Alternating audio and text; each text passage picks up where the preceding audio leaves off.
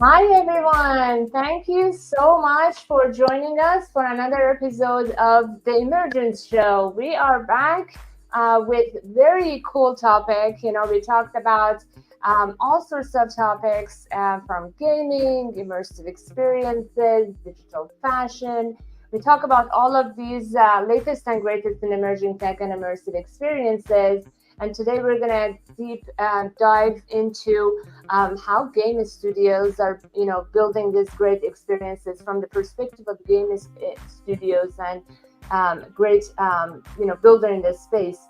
But before that, I just want to quickly mention that, we had an amazing event IRL last night here in LA.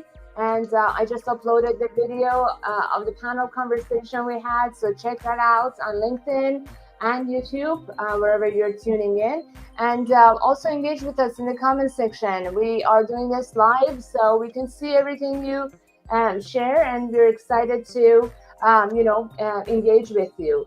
And before we get into the questions, I would love our amazing host, Håkan Frisk, joining us today with tons of knowledge and experience in this space to introduce himself. How are you doing, Håkan?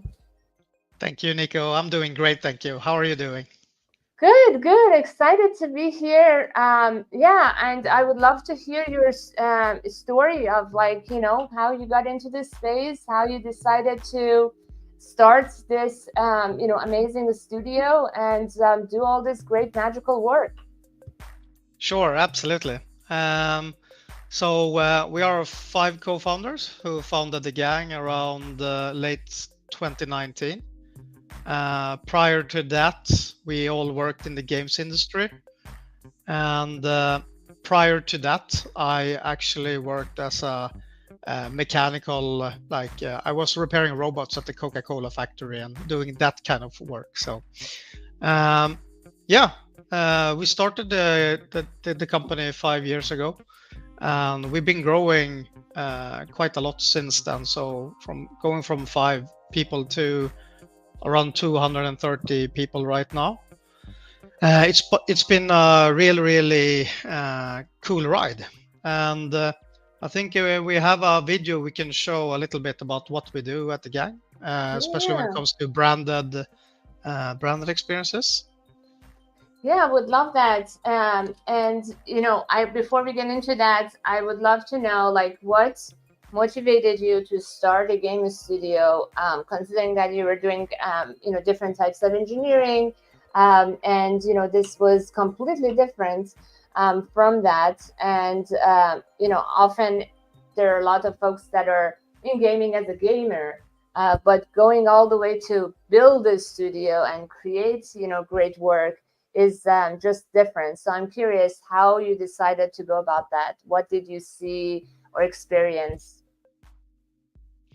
Yeah, absolutely. I think I'm one of those that are kind of blessed growing up with all of the games industry, with starting with Commodore and then going over to the NES and all of the gaming evolution from the beginning. So I grew up around games, but I really never thought about that you could actually work with it. That kind of hit me when I became older. So I started to studying game design because it's like design is what is my passion. I love to design stuff. I found that quite late. So I was around 28, 29 when I started to study. And I think it's the best decision I ever made, actually. So from there on, I figured out that you can actually work with making games, which is amazing. And very few people that are blessed with having that as their job. So that was a real discovery for me. So and from there on, like, my passion is design. Like, I love to design stuff. I like to look at design. It doesn't have to be games per se. It could be the way I don't know, a subway cart is designed, or a handle, or whatnot. So hardware or software, you just are great at designing. Awesome.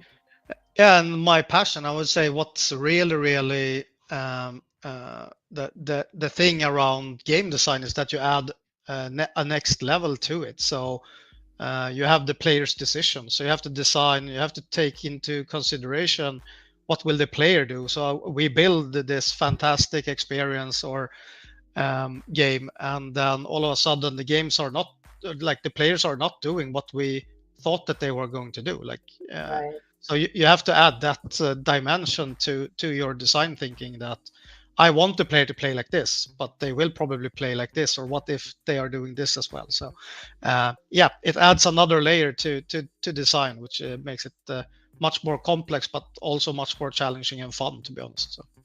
Amazing. Yes, we all have a very unique journey to come to this space. So I always love to get into that story, which I think would be inspiring to some. Thank you for sharing that. Thanks to our amazing audience community. Thank you for saying hi. Please introduce yourself. Let's get the conversation going. Tell us where you're calling from. And yeah, connect with each other. So let's show that video. Do you want the sound too for it, or you want to talk over it? No, we can please play it with sound. It's much Okay. better with sound than with my voice. So. All right, let's go.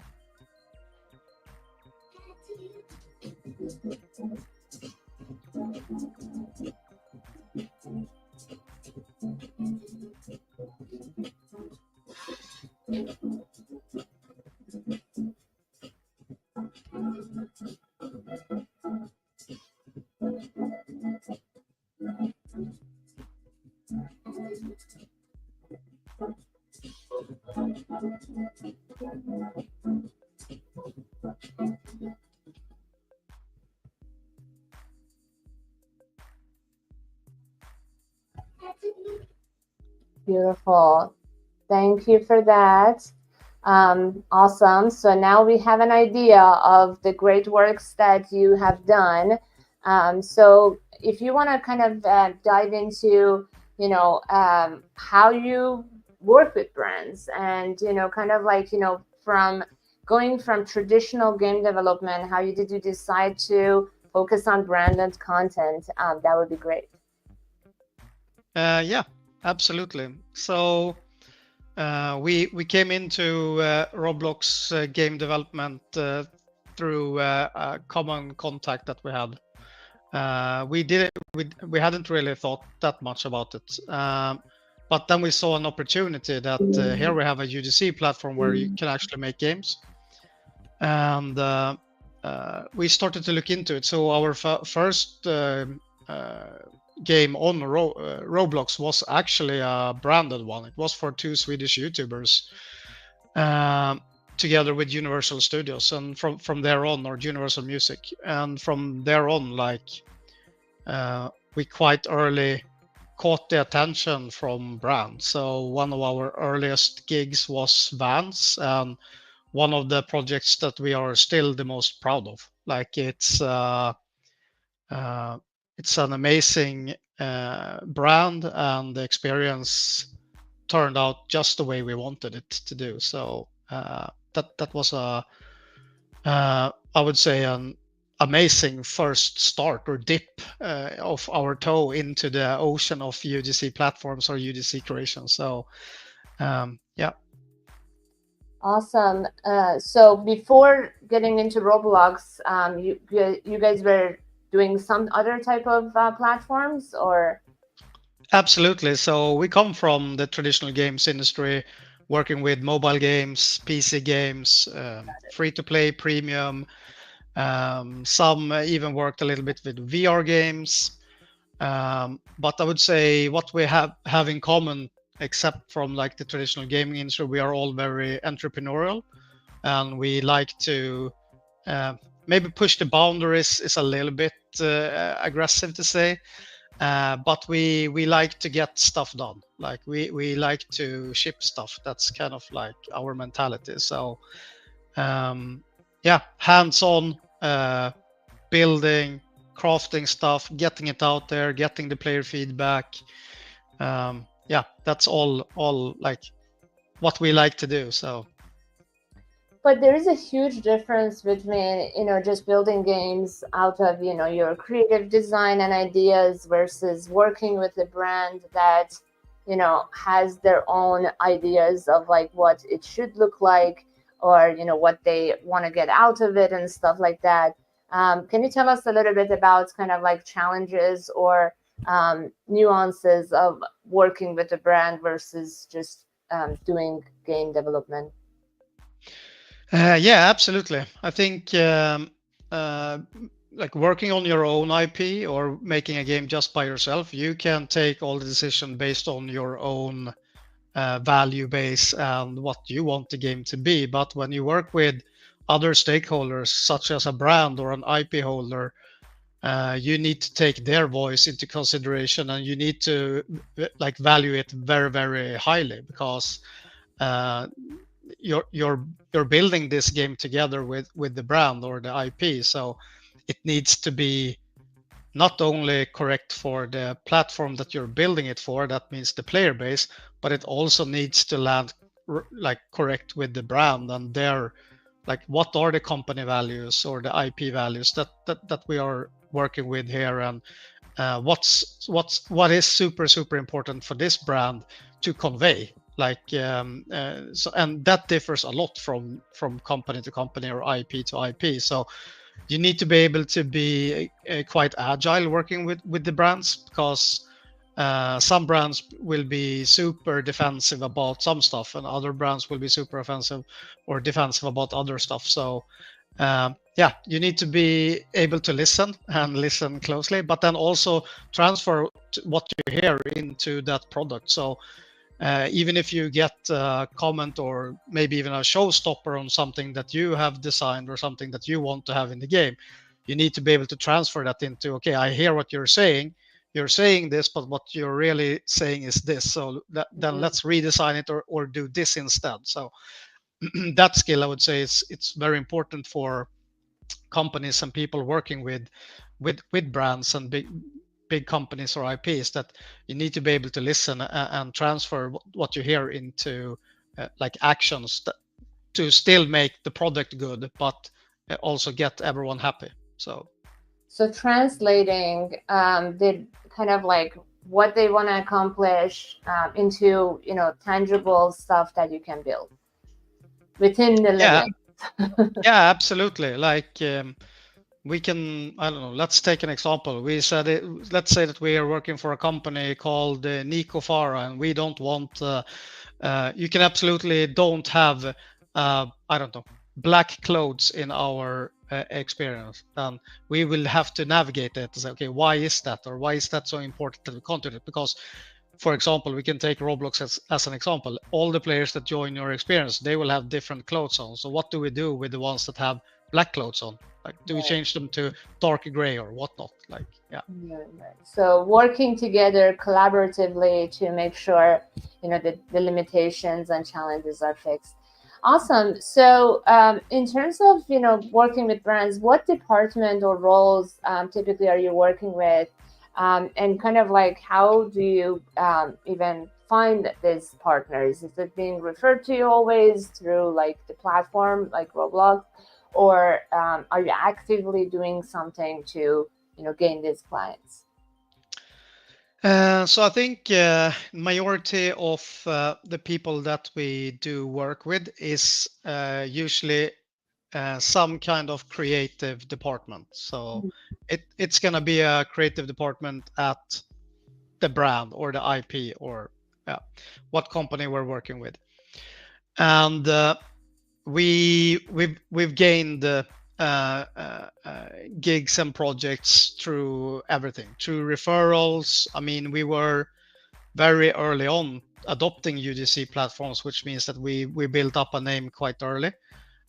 So it was quite easy for brands that wanted to jump onto the platform to look at who's doing branded stuff and who's the best at it. And our two first branded gigs was Vans World and NERF Strike, and those are two games that we are very proud of. Like, and I think a lot of brands saw those and saw the quality in those games. So I think those have been quite a nice billboard, or quite a nice um, traffic driver for us when it comes to relationship with clients or contacts by clients. But yeah, we have gotten some referrals too. I mean, we come from the game industry.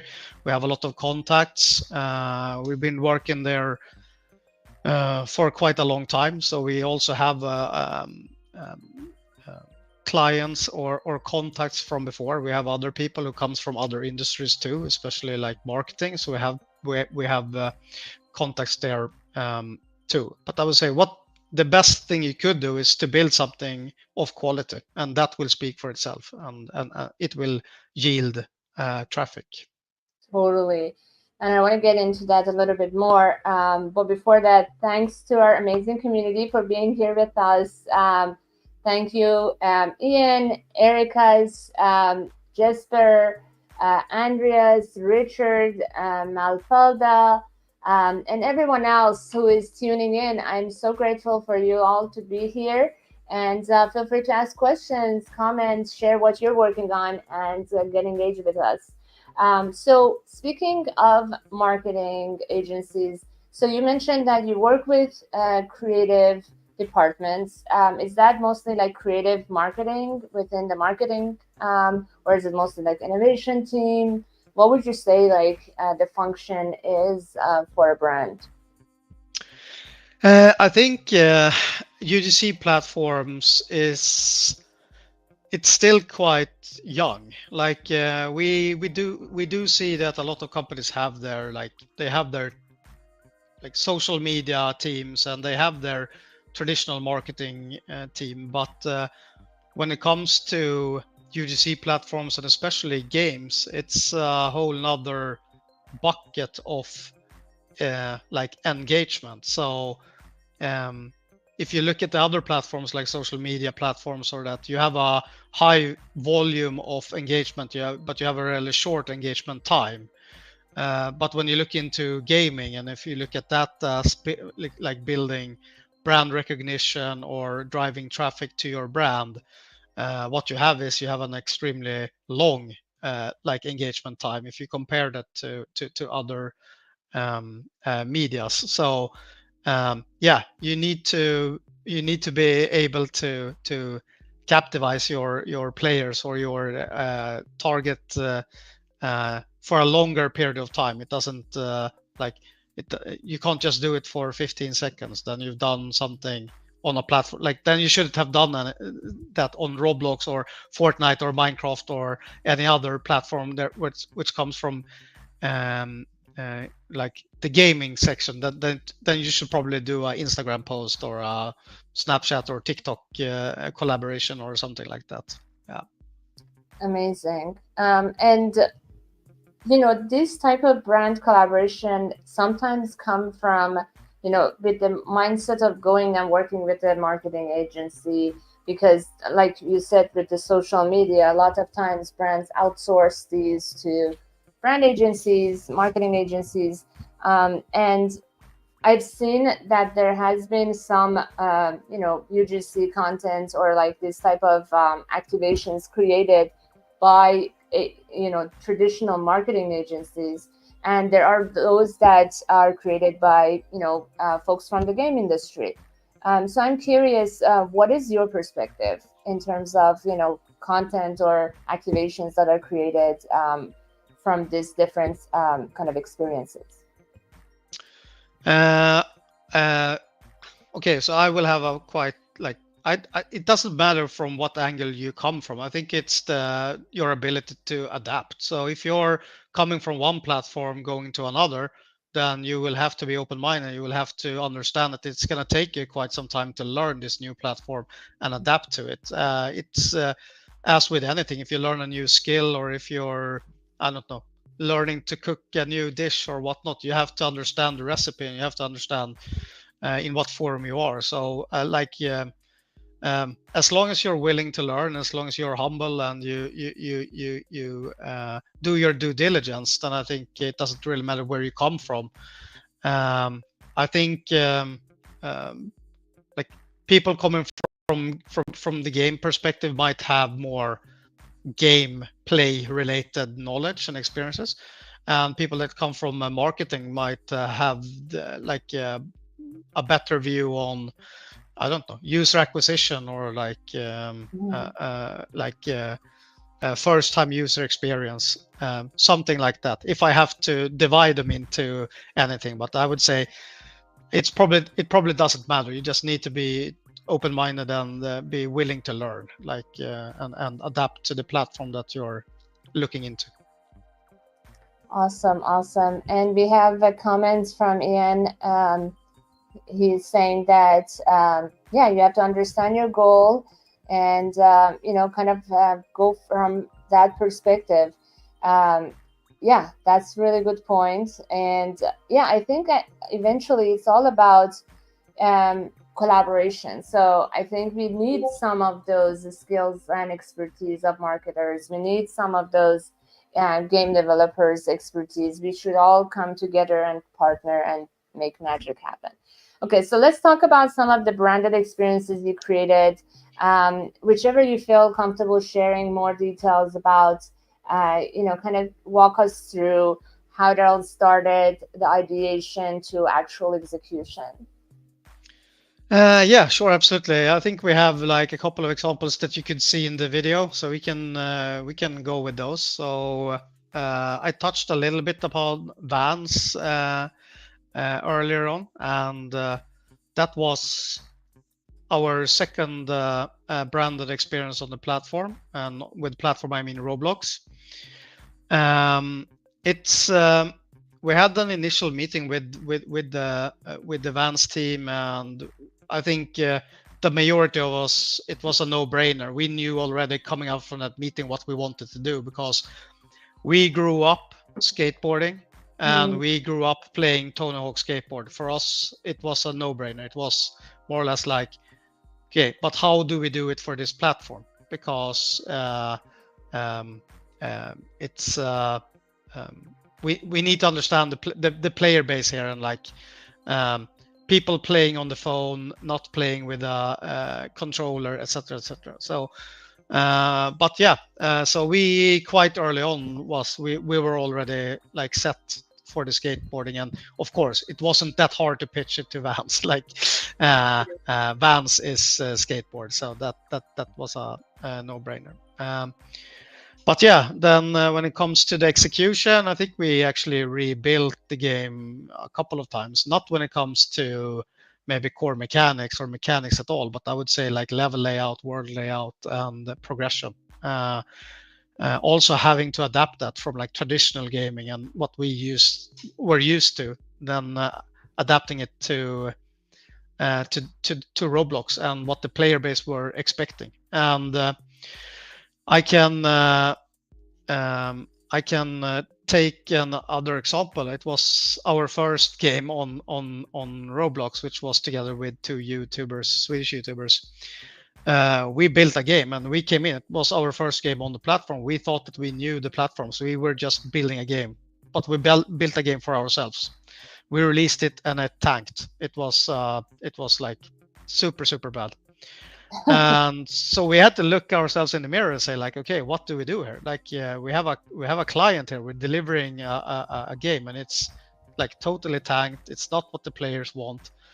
So we took it down, and then we rebuilt the whole game, like just looking into the platform, like what's working, what's not working, what types of gameplay do the players actually want on this platform, and and we relaunched it, and it became much better. I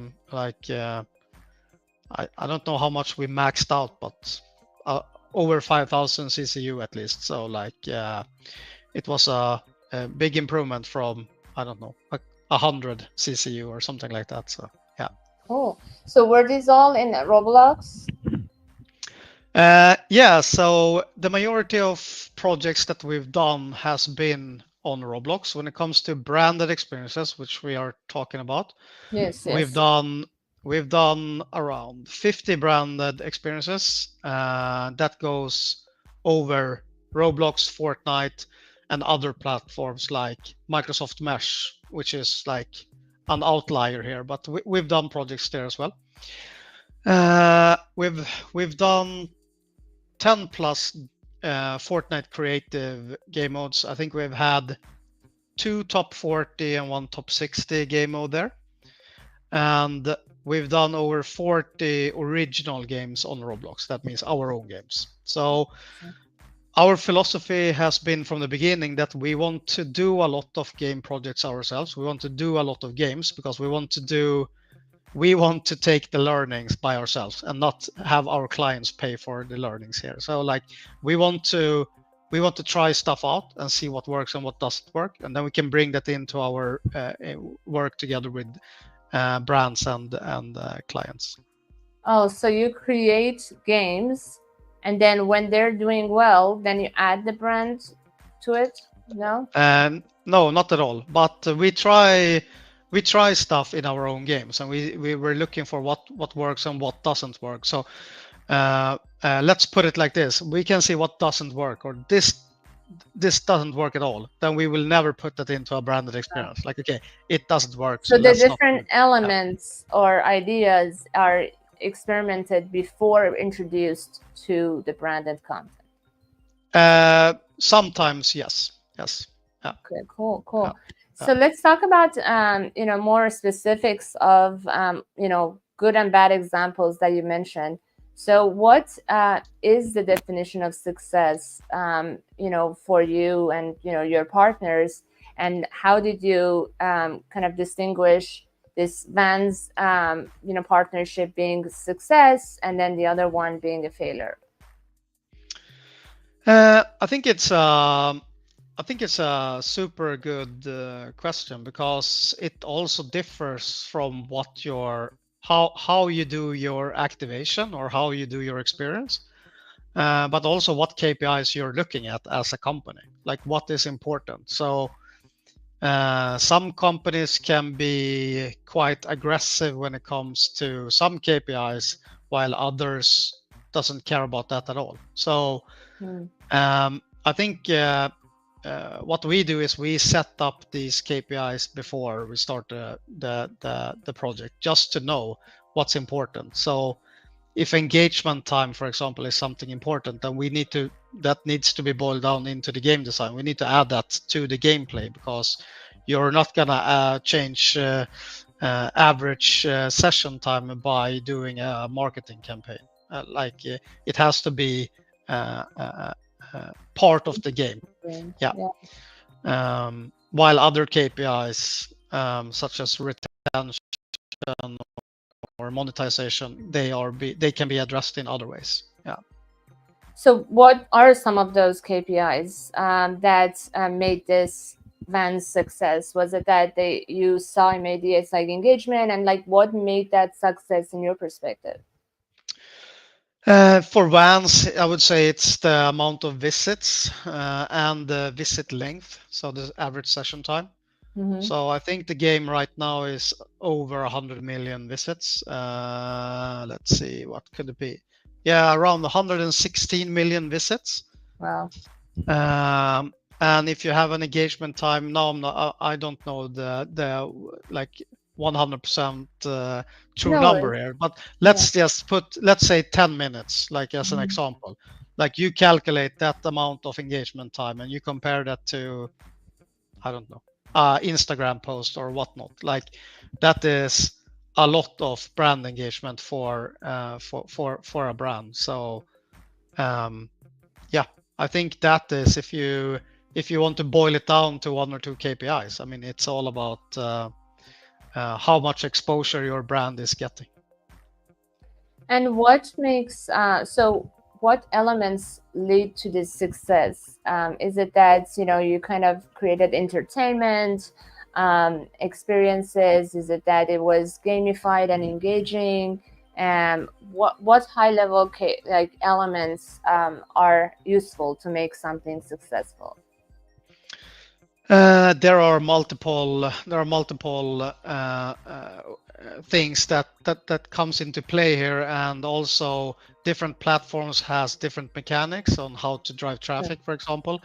or how to retain players, and platforms also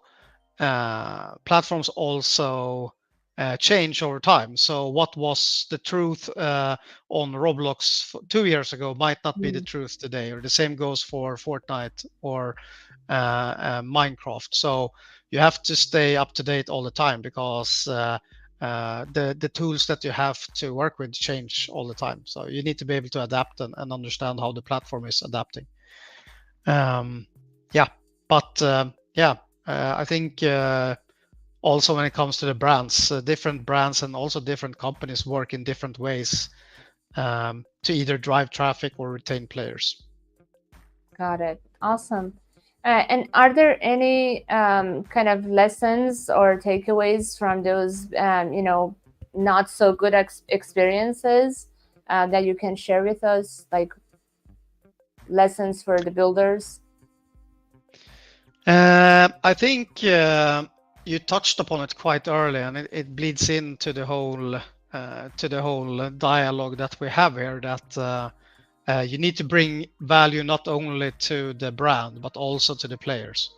So if you're not bringing value to the players, you're gonna have a hard time seeing those engagement number go over 50 million visits or 100 million visits, etc. So it's a fine balance, because some brands or some IP holders or other partners might be super bullish about some details or some parts of what your experience is going to be, and then you have to be maybe more bullish and taking the side from the player base and say, okay, like we hear you, we understand what you're saying, but the result will probably be this, or it might be this. So it's a balance act at all times, that you have to look at the pros and cons of everything. Yeah. Yeah. Amazing. Very cool. Thank you for sharing that. And then, in terms of, challenges that you experienced beyond, this communication and getting on the same page, what would you say are some of the challenges of creating branded experiences? Once again, it's depends on who you are and where you are. So if you are a brand looking into doing stuff on the UGC platforms, it can be hard to navigate and find professional companies or professionals just in general. I think it's better now than it was maybe 4 or 5 years ago. But that could potentially be a problem. Like you're trying to move into a territory you have no clue about, and those actors or those who are there and building, they might be someone who haven't done professional business before. I mean, we've all heard stories about that from brands or IPs trying to jump into the space early, and like people just starting to, or like stop answering the emails or things like that. So I think important part is find a professional developer that you can trust, and then go from there. And what are some of the challenges for the developers side that you experience? I think it's the balancing act of trying to stay on the player side or the community side, and at the same time adding the company value. So you have to find this perfect mix between those. Like we want to get as much of the brand into this, but we also want to give as much of the platform expected value, whatever, even if that is gameplay, or if that is I don't know, free UGC items, or whatever that is. You need to navigate that, and you need to balance that act between Awesome. the brand and the players. Yeah. And I would imagine this is something that you kind of experiment, right? You basically do some branded content, and then you see this might have been too much, and probably we need to tone it down, or so I'm curious, like how you are really tuning? Are you just looking at those engagement KPI numbers, or are you kind of listening to reviews maybe on Twitch or YouTube? Kind of where are you getting your data? So we are absolutely looking at the KPIs. We are quite data driven, but we also listen to the community, of course. So I would say that the majority of brands and IPs, they want to have like a Discord channel set up, or a Hmm. Discord server, or a gilded server, or they have already maybe their own platform. But it's very, very important for not only the brands but also for us as developers that we get the feedback from the players, and hear what they have to say, because uh, it's a great channel for at least for brands. They are the like these are their end consumers. It needs to resonate with those consumers, even if they're not consumers today. The goal here is for the brands, for them to be consumers tomorrow. So um, yeah, I think listening to feedback, it's super important. But one thing that is also important is that you look at also the player behavior. So it's good to listen, but it's also good to observe. So there you have it. Awesome. So both quantity and quality. And so basically, you mentioned is the community element that is on Discord or Guild and other places. So how do you recommend, like, because I've seen some brands then activations and they start their Discord channels and then it becomes quiet. It's like a one-off thing. So I'm curious, and then there are options like you could just promote your content on Twitch or it within the bigger Roblox Discord servers.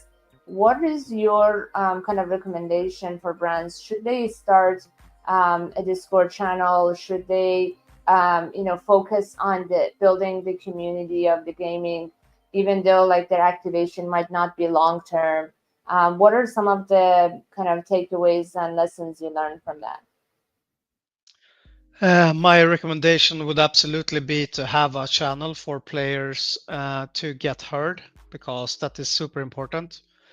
Um, you can choose that channel however you like, because most companies do have channels where players could reach out.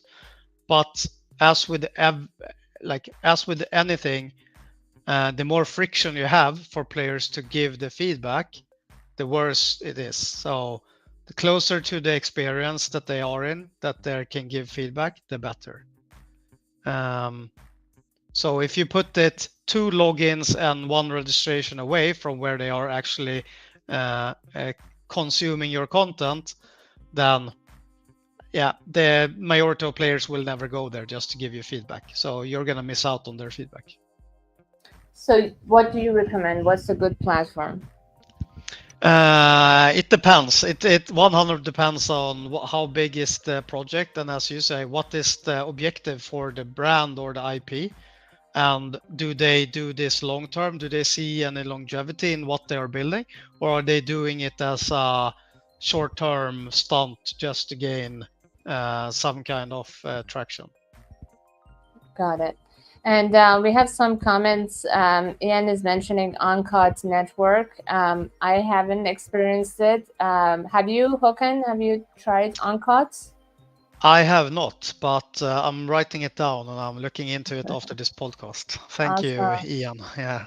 Thank you, Ian. And obviously, there's Telegram, Discord, all these different platforms. But yeah, as Hokan mentioned, it's like really dependent on the brand and where they have built their audience and where they want to continue building this new audience. So it really depends on. I'm curious, kind of like if you can walk us through the process of doing these projects, kind of like do you start with building the community first and like being active and gathering your audience and introducing them to this new concept and then gauging their kind of interest, or do you do that after the activation is made and it's like almost ready to launch? Like how do you go about like all these stages? If you can walk us through. Sure. I think the majority of brands that has jumped onto UGC platforms haven't really been in contact um, with the channels that these users use. So that is like Discord or maybe Gilded or maybe even Telegram soon. So they haven't really been there, which means that that is also usually part of the process to like guide the brands on. We really recommend that you should be on these platforms and you should set it up in this way, etc., etc. So, yeah. Cool.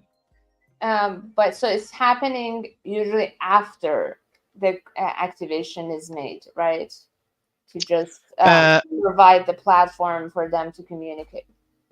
If we're talking about like Discord, then yeah, usually yes, they usually don't have a Discord server for it, and all the brands, they have their Instagrams, they have their Twitters, etc. But that is usually like brand wide, and a lot of brands usually don't want to like the game or the activation that they do in a UGC platform usually stands for itself. So they usually do not mix that with the overall brand package, I'd say.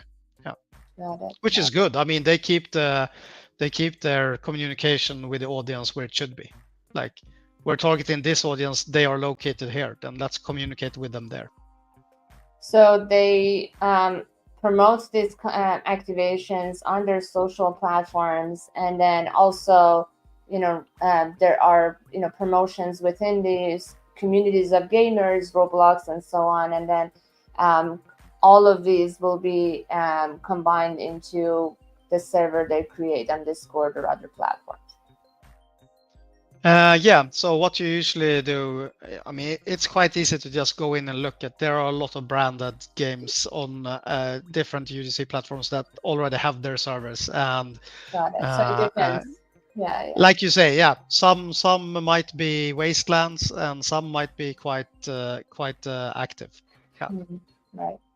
Cool. Another observation I had with different activation is that sometimes there is a lack of storytelling, and because you're very passionate about design and you've done great projects, I'm curious, how do you guide the brands in actually like doing something engaging and entertaining and telling this story rather than just slapping their brand on the walls of the space or experience? How is that process like? What has helped for you? Yeah, I think the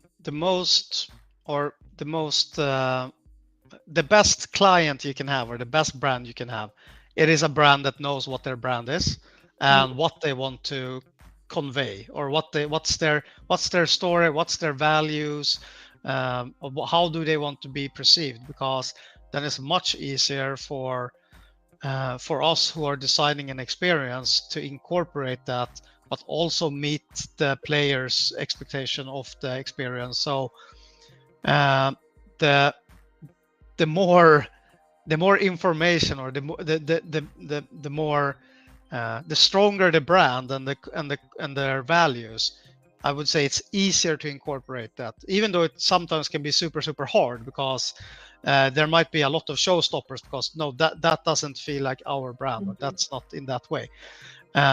But you will be able to design within limitations, which is usually much more comfortable than just getting a blank canvas and saying go wild with it. Like you want someone to tell you like, these are our values, or this is what our brand is, and then you can design from there. You can create an experience around that, and yeah, so that is the ideal brand and gig. I would say that the brand that really knows their identity and how they want to be perceived and their company values. That is much easier to work with than someone that just says, we don't know what we're doing here, and because then we have to tell them what they should be doing there and why they are there. So yeah.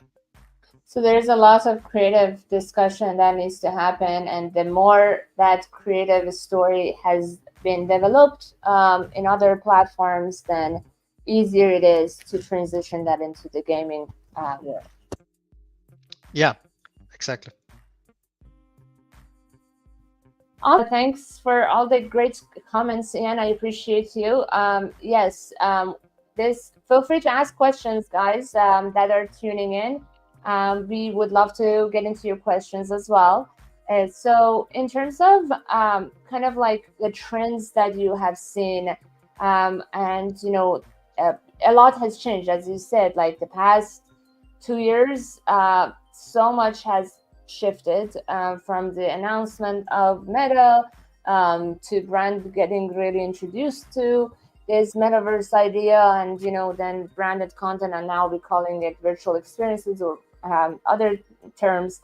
But these concepts are pretty new, and even though games have been around for so long. So I'm curious, what type of trends are you seeing? What are some of like things that you don't want to continue, and what are some of the things that you would love to see more of? Yeah, absolutely. I think first and foremost, it's like a lot of people talk about metaverse and where are we and where are we going, etc. And I think we need to respect each platform as each platform. I don't think private companies are going to have some kind of crossover of their user data anytime soon. So let's respect each platform as they're separate for now, and let's see what the future holds for building the great metaverse or whatever we want to call it. And as always, like hardware and platforms comes first, and then the content within those follows. So we didn't know what to do with the internet before we had the internet, and it's the same thing here. Like now we have a couple of platforms, we can work within them with limitations, but we don't know what the next big thing is. So we should stay active, following everything that's happening. Since someone talked a lot about Telegram here in the chat, Ian, and we should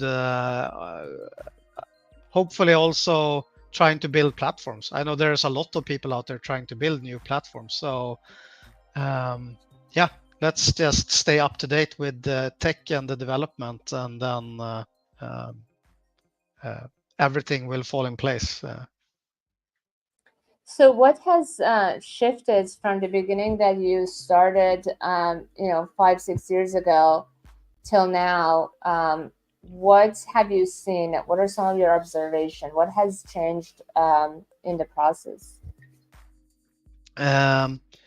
Once again, it's a boring answer, but it's like platform specific. So one platform has had their journey, and other platforms have had their. I think everyone that is in this forum knows all about Fortnite Creative or Roblox or Minecraft, and each respective platform has had their own Journey. Yeah. development. So Roblox did an IPO, which also changes the climate of their business. UEFN is working super hard to get their tool set up, and the possibility to monetize into their platform. And Minecraft is also looking into that. So like each platform have their own challenges, and I know that all of them are working very hard to solve it, to make it easier for not only developers to have a viable business there, but also for brands to be included into that space and to do to have a presence there. Very cool. And what about the new technologies? The emerging tech, AI, blockchain, all of those. Have you guys been incorporating? What are your thoughts? Because those became more popular recently.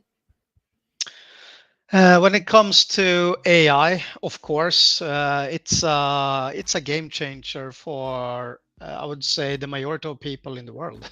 So it's like saying, do you believe in internet in the beginning of the internet? Of course, AI is going to be super huge and it's going to be incorporated in almost anything. How once again how that will play out, let's just let's follow it and let's I would say start to use it and try to adapt to it.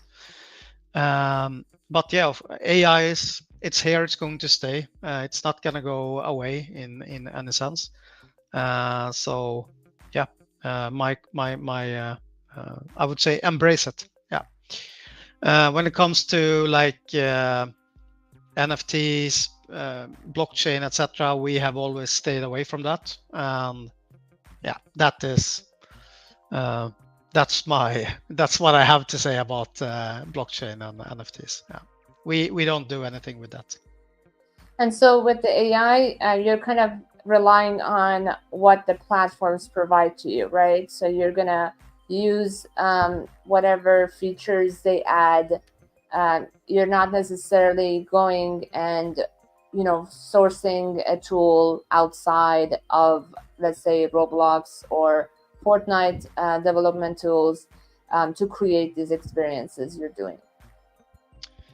Um, I mean, it ties into, I would say, all parts of having a business that makes games. I mean, you could use the AI in Notion or Trello or in your Google mailbox or whatnot. And I think it's you need to be progressive and you need to be entrepreneurial if you want to stay ahead of the game. So I would say um, be curious and try stuff out because it's going to help you in the end more than just being I don't know, an old person reminiscing about the good old days. Like you should look forward and not backwards. But beyond those like basic tools that we use for entrepreneurship, are you using it for like asset creation, or concept art, or all these other stages of game development? We are not using it professionally, especially not for like clients or branded experiences. I think right now it's probably a legal question. Like as a bigger company, we have our legal department, and we need to have a official stance on that from a company perspective. Right. So no, when it comes to the professional, like in our products that we're building, we are not doing it. So it's the concern about kind of those generative AI content that could be coming using other people's IP.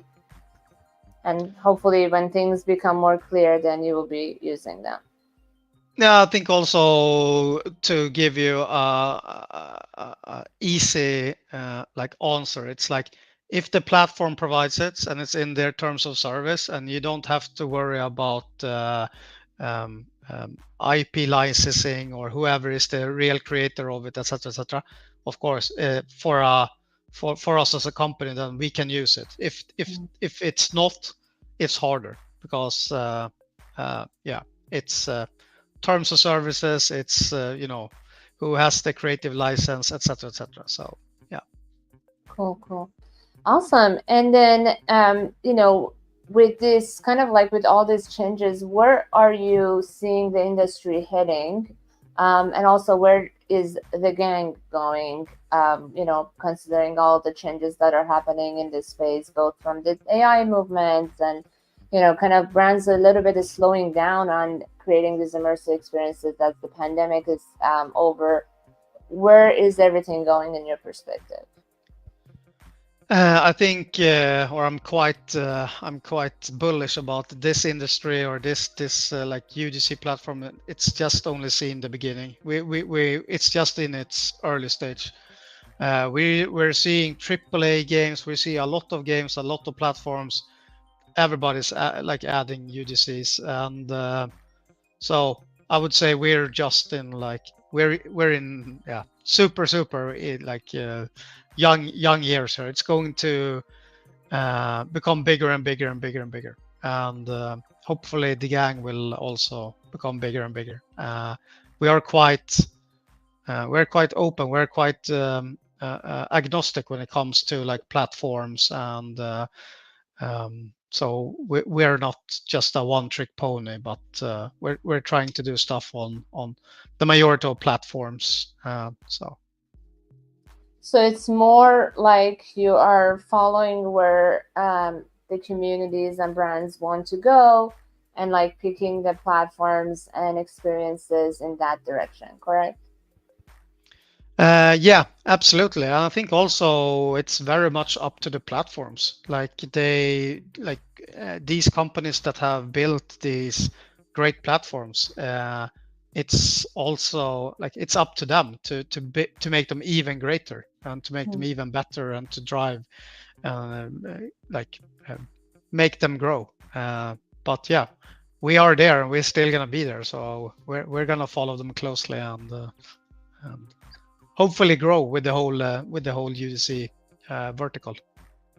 Awesome. And you know, relying on Web 2, Web 3, or like gaming platforms is kind of risky because, you know, there have been like Alta Space VR that went out of business or was closed.